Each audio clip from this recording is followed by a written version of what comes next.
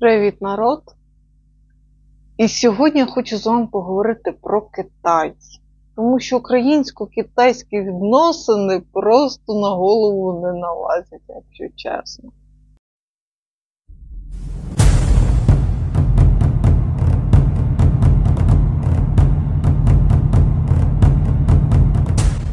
Для початку ми довго хотіли потоваришуватися з Китаєм. Якщо чесно, ще за часів Кучми ми хотіли потоваришуватися з Китаєм, але Китай довго, так би мовити, нас ігнорив. У нас було чимало візитів, які, по суті, були дружніми і нічим таким не закінчувалися. Плюс по україно-китайським відносинам сильно видно те, що у нас немає насправді своєї думки в міжнародній політиці. А це страшно, особливо відносно Китаю. Наприклад, ми є учасником, принаймні були, але точно ми туди наривалися, так би мовити, до співпраці з Китаєм в проєкті «Один пояс, один шлях». Якого дідька, можна вас запитатися? Просто скажіть мені на Бога, ви це все робили. Тобто це говорить нам про те, що Україна, знову ж таки, те, що я сказала, що немає своєї політики, це, наприклад, для мене очевидна річ. Давайте я її розгорну. Перше, що ми йдемо у фарватері Росії. Принаймні по україно-китайських відносинах. Це видно. От саме по одному поясу, одному шляху. Далі у нас є чимало, так би мовити, договорів з Китаєм. Арестович взагалі красавчик сказав, що Україна готова до розвороту на схід. Зовсім він не спалив контору після цього всього. Тому що якщо ви вже декламуєте, так би мовити, нашу євроінтеграцію, це ж чимало українських політиків приходять з лозунгами, бо я їх інакше не назву. Це про євроінтеграційні, так би мовити, стосунки майбутні. Кого не візьми, такий євроінтегратор, аж страшно уявити. А ви його перевіряли, який він насправді євроінтегратор? Розумієте, в чому фокус? Чому треба перевіряти політики? Чому не треба вірити їм на слово, коли вони кажуть, що я хрест на пузі євроінтегратор? Щас, аж 2 рази. От судячи по україно-китайським відносинам, наші політики, притом всі політики, починаючи з Кучми, закінчуючи Зеленським, тобто там не тільки один Янукович винуватий, Янукович, до речі, менше всього наслідив, треба сказати. А от інші Порошенко сильно наслідив. Зеленський взагалі повний абзац, як він наслідив. Але я про це пізніше розкажу. Тим не менше, коли ви декламуєте, що ви йдете в ЄС, це, напевно, допускає думку, що ви, так би мовити, маєте якийсь план по євро, так би мовити, інтеграційній програмі, да? Маєте ви такий план? От судячи по україно-китайським відносинам, про вас напише одна китайська газета Сіньхуа. Здається, її правильно назвала. Тобто ви явно хочете потрапити на шпальти тієї газети, а не, наприклад, на шпальти New York Times. Ось що це робиться взагалі в україно-китайських відносинах? Окрім того, що ми перед ними плазуємо, а це схід народ. Розумієте? Європейці нас не будуть поважати, якщо ми не будемо поважати себе. А схід вас тим більше не буде ставити навіть не в гроші, якщо ви перед ними плазуєте, відверто плазуєте. З точки зору побудови речень, так би мовити, дипломатичних. Це відверте плазування. Плюс у вас немає сили. Розумієте?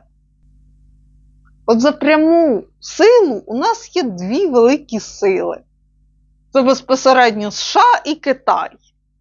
оці дві країни, вони поважають силу. Просто якщо США розуміють, що добро має бути з кулаками, якщо у нього немає іншої зброї, то у Китаї все куди простіше. Китай просто вас буде поважати, якщо ви будете показувати, що ви сильні. От чого у Китаї з Росією плюс-мінус хороші відносини. Тому що Путін показує Китаю, що він сильний. Ну, принаймні в себе вдома. Те, як він це покаже на міжнародній арені, то діло десяте. Але принаймні у відносинах з Китаєм він показує, що він сильний. Наші ж президенти взагалі не парились. Ні один, якщо чесно. Починаючи, я ж кажу, з Кучми, закінчуючи Зеленським. Це, по-перше, така попса, такий популізм, що це просто абзац. Розумієте, в чому фокус?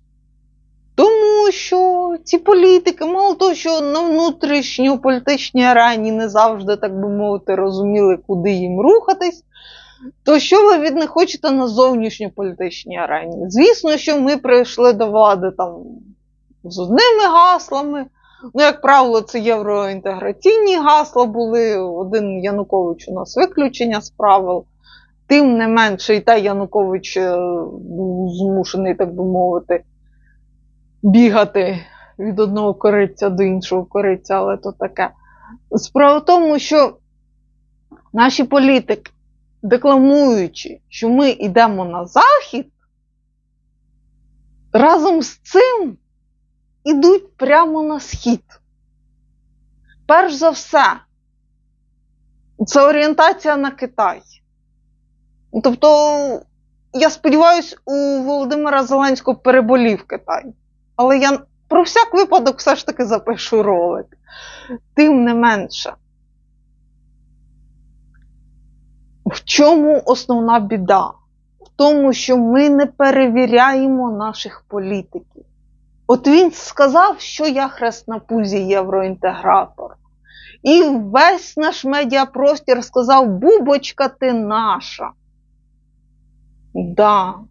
Треба ж якось тебе просунути в парламент. Таку нашу бубочку. А бубочка, так би мовити, щоб я тут не висловлювалася, не тягне навіть програму за 5 клас, скажімо так. Аж настільки бубочка талановита. Ми пожинаємо перші плоди по Зеленському. Але це ж далеко не самі, так би мовити, гірші плоди. Тому що ті люди, які прийдуть за Зеленським, вони не будуть знати і того, якщо ми тільки не розвернемо наше інформаційне поле, за що я зараз буду битися. Тому що якщо ми і надалі будемо просувати цей політичний пофігізм як соціальну норму, то у нас порядку в нашій країні не буде довго. Це, так би мовити, до ворожки не ходи. Їсти пити не давай, це і так зрозуміло. Тому що ми пробачаємо нашим політикам те, що вони нам кажуть, знову ж таки, політичними лозунгами, що ми йдемо в Європу, да. А потім вони бігають до Китаю. Тож, давайте ми зупинимось детально на тому, як наші бідаськи бігали в Китай.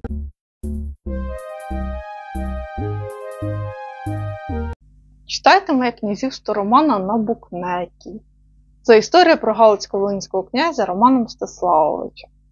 Це маловідомий князь, але я намагаюся розказати його історію максимально художньо, там є чимало всіляких сцен, там обов'язково буде інтрига. Там будуть політичні відносини, звісно, за що ми любимо цю всю королівську історію, за політичні відносини, за королів, королев, князів, князівен, так би мовити, про відносини поміж чоловіками та жінками в історії Русі. Звісно, це моя художня думка, але оскільки я історик, то я сподіваюся, що я максимально там відображаю час. Але то мені більш детально розкажуть мої колеги-історики, коли що. Книга на букнеті має чимало позитивних відгуків, тому переходьте за QR-кодом і підтримуйте мене та українську книжку.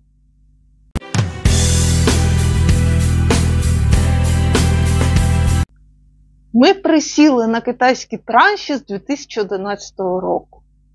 Тоді за китайські кошти у нас був побудований аеропорт Бориспіль, немало небагато. Це уже поганий дзвіночок. От уявіть собі 2011 рік, а ми вже залазимо в дешеві китайські кредити. Це вкрай погано, тому що чим хороші китайські кредити? Китай хороший своїми кредитами тим, що він нічого не вимагає натомість. А оці погані, так би мовити, євробонди, так би мовити, євро наші партнери, вони вимагають щось взамін. А наша ж влада, хоч ти вбийся, не хоче реформуватися. І замість того, щоб не впроваджувати реформи, щоб, так би мовити, не змінювати систему, наші люди уже з 2011 року, так би мовити, заводять нашу країну в борг до Китаю. До речі, треба сказати, не так сильно ми заводимо в борг до Китаю, хоча я не знаю конкретно, які там у нас справи фінансові з Китаєм. Це також важливо, тому що люди, це Схід, там ніхто з вами балуватися не буде. Я ж кажу, Китай розуміє силу і поважає силу, а ми якраз в слабкій позиції. Якщо ми там набралися ще китайських кредитів, то повірте мені, європейські кредити вам здадуться, так би мовити, райським вогником. Тому що Китай, він візьме своє. Просто не зараз. Китай вміє чекати. І перш ніж лізти на Схід, варто думати. Думати і думати, бажано головою. І бажано строго головою. Але хто цим буде займатися? Далі в 2013 році Янукович якраз вписався в систему єдиний пояс, єдиний шлях. Але це йому, так би мовити, вибачається. Ми можемо сказати, це ж Янукович, що ви хочете? Це не бачили Порошенка і Зеленського. В цьому ж році Янукович бере Моторосіч і інтегрує його в китайську систему літакобудування. Це сильно не подобається Штатам, але коли нас це зупиняло, да? Як там казав Зеленський, чи хто там із його оточення, що ми ж суверенні, у нас є своя голова. І в тому ж таки 2013 році ми взяли у Китая позику на 15 мільярдів доларів. Що з цією позикою науці невідомо, але мені дуже хочеться знати. Тому що це вкрай поганий дзвіночок, якщо чесно. Я розумію, що 15 мільярдів доларів порівняно з іншими сумами, наприклад, так би мовити, співпраця з Європою, це взагалі здадуться дрібницями, але знову ж таки це Схід. І ми не маємо сивого поняття, як працює дипломатія на Сході. І слухатися людей, трішки розумніших за себе, ми, звісно, не хочемо. А на що воно надо? Ми так красиві, да, дівчатка? А далі стався 2014 рік, і Китай у нас почав конверзувати. Перше, що ми призупинили співпрацю з Китаєм по програмі «Єдиний пояс, єдиний шлях». Машалла, народ. Це ж далеко не перший раз, коли Китай стане в позицію. Гірше, що ми навіть не намагаємося якось прорахувати Китай. Тобто ми настільки самозакохані, ми настільки, так би мовити, нарциси некомпетентні, що нам навіть на думку не спадає, що у когось, окрім нас, можуть бути якісь інтереси. Люди, прокиньтеся, принаймні ті, які в політиці, так би мовити, тусуються. У всіх є свої інтереси, в тому числі у Китаї. Взагалі з Китаєм не можна розмовляти, не знаючи його інтересів. І я, так би мовити, робила історичний цикл на цю тему. Я розумію, що там дуже цікаво, напевне, комусь у лапках. Але тим не менше, це важливо, тому що Китай, по суті, також імперія. Якщо нам не подобається Росія і її імперські замашки, то уявіть собі, що нас очікує, так би мовити, співпраця з Китаєм. Ми хоч взагалі розуміємо, куди ми ліземо. Ну так, хоч би для себе зрозуміти. Ні, звісно, навіщо? Але, тим не менше, в липні 2014 року ми повертаємося до співпраці з Китаєм по програмі «Єдиний пояс, єдиний шлях». Народ, я розумію, що це потрібно Китаю, нам воно навіщо? От просто поясніть мені, навіщо нам програма «Єдиний пояс, єдиний шлях». А в 2015 році у нас, так би мовити, починає співпрацювати Антонов безпосередньо з китайським виробником. Тобто ми активно сприяли росту китайської авіації, коли що. І тепер, коли що, у Заходу великі проблеми через, так би мовити, політику Китаю відносно Тайваню. І те, що Китай активно нарощує сили. Але добре, Китай нарощує людські сили, це, так би мовити, взагалі не наша, так би мовити, проблема. Але те, що Китай нарощує фізичну міць, маю на увазі залізо, метал, так би мовити, і різні штукенці, в тому числі літаки. Так от, Україна активно посприяла росту китайської авіації. Велике питання, на хіба це робила Україна? І це, даруйте, вже Порошенку. Це вже каденція Порошенка. І це уже страшно, тому що я нагадую, що він євроінтегратор. Він такий євроінтегратор, ви не повірите, який він євроінтегратор. Поменше слухайте політичні балачки. Тобто, в політиці ви не можете слухати політика і просто отак от кивати. Розумієте?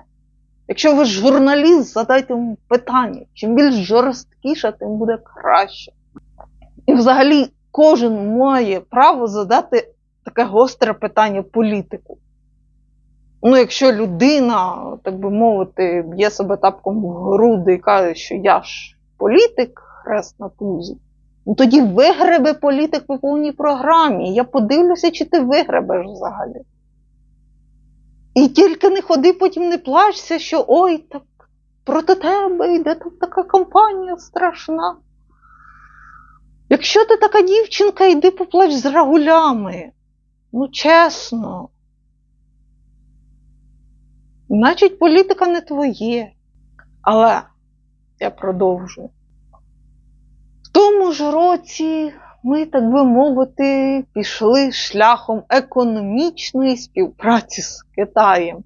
Моє вітання, Петро Олексійович. Ми створили торгівельну асоціацію з Китаєм. Клас! Тобто, ми говоримо на словах, що так, ми йдемо в Європу, а паралельно ми, так би мовити, беремо і співпрацюємо з Китаєм. І ми не просто співпрацюємо з Китаєм, не просто сприяємо нарощуванню Китаєм військової сили, уже нас бить треба всюди. Ми іще, так би мовити, інтегруємо наші фінансові, це не повністю фінансова система, це, так би мовити, економічна співдружність, але це також, так би мовити, хороший дзвіночок. Я розумію, що це торгівля, але в Азії повно куди більш миролюбивих країн. Китай великий. Подивіться хоч би на ту Росію. І що в одного, що у другого є основна, так би мовити, не валюта, а ресурс – це люди. За рахунок людей економіки там піднімаються більш-менш нормально. Не так вони вовтузяться, як демократії. Тобто тут у імперії є певна перевага, коли є повна централізація, і коли, в принципі, грамотний політик сидить на вершині цієї піраміди, то так імперія почуває себе нормально. Питання в іншому. Ми знаємо, куди ми ліземо, чи ми все ж таки не знаємо. Велике вітання, Петро Олексійович. Далі вже в кінці 2015 року ми, так би мовити, повністю говоримо про те, що Україна, так би мовити, згодна на єдиний пояс, єдиний шлях. Тобто ми ні чорта не зрозуміли за ті 2 роки. Зовсім. Тобто ми навіть не провели, так би мовити, розвідку. Хоч би таку-сяку. Не обов'язково туди їхати у 21 столітті. Просто погугліть, якщо вам не важко, громадяни, політики. І це ж не зупинило Петра Олексійовича. Ви думаєте, зупинило? Ніфіга. Уже в 2016 році в Україні відбувається форум якраз відносно проекту «Єдиний пояс, єдиний шлях». Розумієте? Я розумію, навіщо це Китаю, навіщо це нам, я зовсім не розумію. Так, буде, наприклад, через Крим у нас там іти якийсь там транш товарів, маю на увазі. Але, це просто неймовірно. Зробіть так, щоб Китаю ви були сильно потрібні. Не треба бігати за Китаєм. Це останнє, що треба робити взагалі-то з країнами Азії, якщо вони тільки не сповідують демократичні цінності. От тоді можна їм посилати дружні, так би мовити, сигнали. А ми ж, так би мовити, якраз любимо бігати за імперіями. Любимо ми тих, хто нас не любить, да? Я розумію. І от саме тому, що ми так лояльно відносилися до Китаю весь цей час, у 2018 році у нас стається Мотор-Січ. Китайці викупають частину акцій компанії Мотор-Січ. І судячи з усього, судячи з того, що у нас став позицію Богуслаєв, у нас починаються великі проблеми. Яка неочікуваність, ви мені скажіть? Тим не менш, ми вляпалися з Мотор-Січчю. Вляпалися серйозно. Тому що Китай зайшов в Україну по-білому, те, що називається. Ви самі впустили Китай. І Китай очікував, так би мовити, налагодження торгівельних відносин. Але, звісно, не на наших умовах. В кого проскакувала наївна думка, того відразу бийте тапком. І говорить, нехай де штопає носки. Може, хоч там не знадобиться. Бо точно не в політиці. Звісно, що у нас сталися проблеми з Мотор-Січчю. Притому у 2018 році, не відходячи від каси. Але, знову ж таки, ви пустили Китай по-білому, і, так би мовити, культурно вирулити із цієї угоди, це Китай. Китай прораховує кроки на відміну від нас. І явно Мотор-Січ застряла, те, що називається.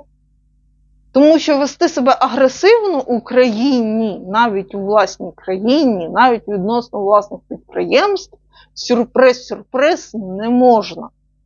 Це зовсім, так би мовити, не торгівельна політика. Я маю на увазі така доросла торгівельна політика. Це зовсім не корелюється одне з одним. І наш оцей, так би мовити, що хочу та ворочу, воно грає проти нас. І так ми вляпалися з Мотор-Січчю. Ми так вляпалися з Мотор-Січчю, що в 2019 році США довелося безпосередньо нам якось говорити про те, що взагалі-то є ризики, сюрприз, від дружби з Китаєм. Тобто, уявляйте собі тупізну нашої дипломатії відносно Китаю. Просто собі уявіть на хвилиночку. У 2019 році Укравтодор розриває торгівельні відносини з китайською компанією. Знову ж таки, це міжнародні відносини і міжнародна економіка. Так не можна. Як, ви можете, звісно, вийти з договору, але вам потрібен привід. Так роблять всі цивілізовані країни. Хочете розірвати контракт? Вийдіть, але вийдіть грамотно. Наші грамотно не можуть. Чого я часом пояснюю з лайкою? Я пояснюю з лайкою, тому що наші люди нормальної мови, на жаль, не розуміють. Особливо, так би мовити, до тих, хто сидить наверху, доходить взагалі туго. Там люди як отримали звізду, так би мовити, в лоба, все. Він же ж великий політик, великий стратег, великий геополітик, надія нації, так би мовити. А нічого, що він, так би мовити, в кращому випадку балабол, скажімо так. Він просто тупо балабол. Це найкраща характеристика, та, яка без матюків. Тому що там можна ще накинути пару характеристик, але вийде вже з лайкою. Тому що по факту, я ж кажу, Україна вляпалася з Китаєм уже при Порошенку. А Володимир Зеленський не такий, да. Не такий Володимир Зеленський. Він взагалі мозку немає, навіть претензій на неї. Так що у 2020 році Україна отримала позов від Китаю через міжнародні інстанції. Це те, що я казала, що це, так би мовити, міжнародна економіка і міжнародна політика. Тут ви не можете, так би мовити, стати в позицію, тому що вам нравиться, тому що це красиво. А що це ви нас, таких бубочок, обіжаєте? Хто ви такі взагалі? Нельзя обіжати бубочку. А нічого, що бубочка з памперсів ще не виросла. Бубочку це ніяк, так би мовити, ніде мисля у бубочки не пробігає, ніде не напружує, ніде бубочки не жме. Ви розумієте, що це політика, за таке голову відривають? І добре вам, придуркам, постраждають всі. Вся країна постраждає через вашу, прости мене, Господи, міжнародну політику. Вона мені сильно болить, тому що, але на мене часто ображається, що я, дипломат, да. Напевно, в мене є, так би мовити, дипломатичні якості, які я чомусь не використовую. Давайте я використаю хоч тут. Давайте я поясню, сподіваюся, останній раз про Китай, бо це просто на голову не налазить. Уже з порогу, у 2001 році, Володимир Зеленський, так би мовити, накладає санкції на Мотор Січ. Красота ти моя ясна. Ти розібрався взагалі взагалі в історії хвороби? Наклав він санкції, красота, я розумію, це вирішить нашу проблему. От я знайшла матеріал, але я досі не знаю, що там, так би мовити, з акціями китайськими в тілі Мотор Січі. Зовсім не знаю. Нам треба їх по-хорошому викупити. Раз уже на те пішло. Ми маємо заплатити Китаю неустойку відносно Мотор Січі. Які нафіг блокування? Які ще санкції? Бубочка ти моя, красота ти моя ясна, Володимир Олександрович. Да. Звісно, що Китай став позицію, і Китай каже, що Україна порушує безпосередньо права китайських інвесторів. Зрозуміло. Ми зробили висновок, ми почули китайську сторону, аж 2 рази, як ви здогадуєте.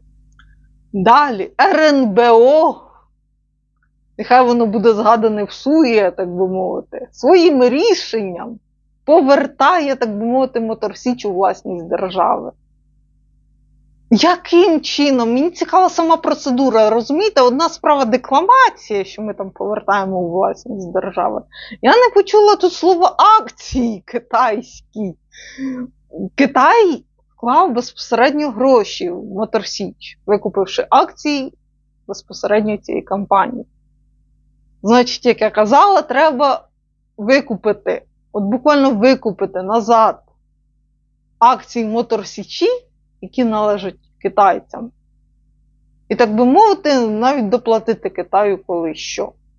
Але для цього має працювати дипломатія також, як варіант. Я маю на увазі грамотна дипломатія, тому що це така каша. Це така каша страшна. страшна і неймовірна, яка на голову не налазить. І висновків ми з цього не робимо. Далі у нас починаються складні відносини з Китаєм. Ми ставимо палки в колеса Китаю, Китай ставить нам палки в колеса. А що ви думали? Китай буде на вас дивитися? Ні. Паралельно з цим Арахамія дає скандальний коментар, що взагалі-то партія «Слуга народу» і явно комуністична партія Китаю в чомусь таки схожі.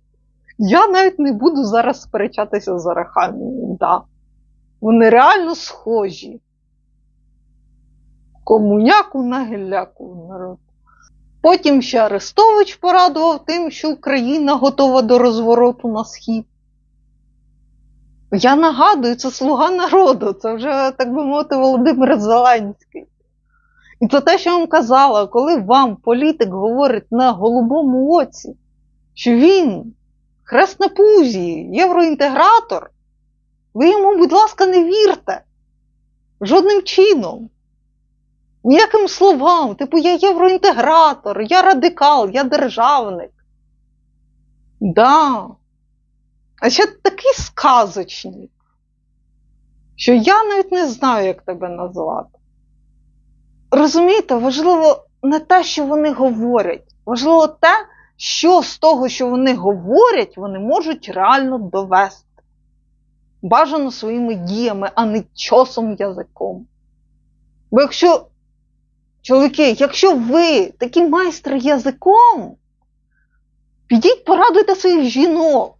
Розумієте? От радуйте своїх жінок, якщо ви у нас такі майстри язиком. Тому що в політики одного язика явно мало. Тут потрібен розум. Тут потрібно складати факти. Тут треба бути на голову вище за журналістів. Коли треба, їх треба підтримувати, коли, так би мовити, ну це відносно нашої журналістики. Наприклад, журналісти в Європі, вони вигризуть свої права. Наші журналісти, вони поки що, так би мовити, йдуть в фарватері за політиками і кажуть, ну ми розуміємо, Володимир Олександрович, він ж такий великий лідер, так. Він страшно великий лідер. Знаєш, не дарма нам каже про свою потужність, так, не дарма. Газета Сіньхуа аплодує стоячи. Як там вона називається. А Нью-Йорк Таймс плаче тихенько, але добре. А далі у нас стається 2002 рік. І знову Китай, так би мовити, підтримує Росію. Це вже двічі. Народ, в математиці є просте правило, що між двома точками можна провести пряму і до того ж тільки одну. Навіть якщо ви взагалі, так би мовити, графіки не тягнете. Ну не ваше, я розумію, я сама далеко не великий математик, але хоч би фігурально, так би мовити, в гуманітарній сфері проведіть поміж двома подіями, так би мовити, пряму і подивіться, до чого вона веде. Китай вкотре стане на наш бік. Ви думаєте, нас це зупинило? Володимир Олександрович, вас це зупинило, ви мені поясніть? Не зупинило, правильно, і висновки ми не зробили. А навіщо? Ми і так гарні. Бо для дівочок що саме головне? Красота. Да. Мозку не треба. Далі що роблять наші ж дівчатка? Далі у нас пускають того, кого не шкода, пускають Кулебу домовлятися з Китаєм. Ну, і коли у нас з Китаєм справи йдуть не дуже, явно пускають Кулебу. Це зовсім не читається, да? Зовсім ніхто не здогадається, що Кулебу не шкода. Ну, я так і зрозуміла. Паралельно з цим ми вносимо 14 китайських компаній в список спонсорів війни. Розумієте, велику позицію Володимира Олександровича. От я не люблю таких людей, страшно. Коли вони, тоді, коли їм вигідно, вони такі хороші, пусінькі. А коли, так би мовити, їм не дуже вигідно, то вони показують, які вони лярвиська відверті. І це я зараз говорю не про жінок, а саме про чоловіків, про нашого Володимира Олександровича. От Володимир Зеленський час від часу веде себе як нормальне стерво. От нормальне. От він як стерво взагалі шикарне. Шкода, що це стерво повний нуль в політиці. От шкода. Хоча що я там брешу? Не шкода, звісно. Мені не шкода. Я просто констатую факт.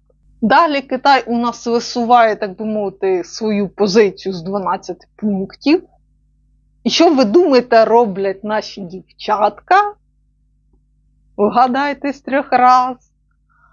Ну це вже, так би мовити, топ-новини час від часу прошмигують. Що ми, так би мовити, думаємо над китайською позицією з приводу китайських 12 пунктів. Дівчатка, які ви гарні. Тобто я китайську позицію з 12 пунктів, знаєте, де бачила? Там, де вам фантазія забракне її побачити. Взагалі не варто враховувати китайську позицію. Ні 12, ні 13, ні навіть один пункт. Зовсім не потрібно враховувати. Взагалі ходити по світу і сказати, а намалюйте нам план, ну це повний ідіотизм. Особливо від Китаю щось очікувати після того, як ти китайцям, так би мовити, в душу декілька разів. То це взагалі треба бути гарною дівчинкою, Володимир Олександрович. Це при тому, що дамочка тут я. А дівчинка гарненька явно ви. Далі у нас Зеленський говорить із Сі Цзіньпінем. Цікаво, про що? Я не думаю, що у них вдалася розмова, хоча там я бачила ці шикарні заголовки. Але судячи із тенденцій вище переказаного, я думаю, що Володимир Зеленський там чув також хорошу лайку хорошою китайською мовою. І не все там перекладав перекладач, бо то було жорстко. Далі у нас ішов візит Лі Хуея, але то таке. Китай у нас взяв участь у Джиді, але то, звісно, то поки що то таке.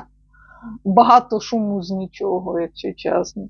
А от уже в цьому році Володимир Зеленський спробував залучити Китай, так би мовити, до свого саміту миру. От він після цього чоловік взагалі. Ні, він після цього дамочка. Але те, що він сказав, це просто. Після того, як Китай традиційно відмовив Володимиру Зеленському в участі в саміті миру, а що хотів Володимир Олександрович після цієї всієї історії, тим не менше Володимир Олександрович став позицією, так би мовити, дамочки, яка ніфіга не розуміє. Я зараз поясню цій дамочці повністю, але давайте послухаємо зараз слова Володимира Олександровича. Можна не брати участь в саміті миру, можна не допомагати Україні, цивілізованому світу, закінчити війну, але мені здається, зривати зміст миру, робити кроки на те, щоб послабити до рівня присутності лідерів, присутності країн, робити все, щоб деякі лідери не доїхали до саміту миру, тиснути на них, це вже точно не наближає мир. Це вже не лише підтримка Росії, це фактично підтримка війни. Бо якщо ти не підтримуєш саміт миру, це значить, що все, що відбувається, для тебе нормально. Справа в тому, що Володимир Зеленський зробив максимальну каку Китаю, якщо ви мене слухали уважно. І після цього, як Володимир Зеленський зробив каку Китаю, очікувати від Китаю люб'язності, підтримки, ну це повна наївність. Цілковита і повна наївність. І вона, так би мовити, у нас зовсім не аналізується. От що зараз хоче Володимир Зеленський від Китаю, ви мені поясніть. Китай нам не друг. Притом Китай прямо нам каже, що він прямо зовсім нам не друг. Чого ми до нього ліземо, науці невідомо. Що ми від нього хочемо, науці тим більше невідомо. І я сподіваюся, що подальша співпраця з Китаєм на цьому і зупиниться. Принаймні ми зробимо передишку. Ну, принаймні років так на 10. В умовах сучасного світу це практично вічність. За 10 років багато чого зміниться, сподіваюся, в Україні також.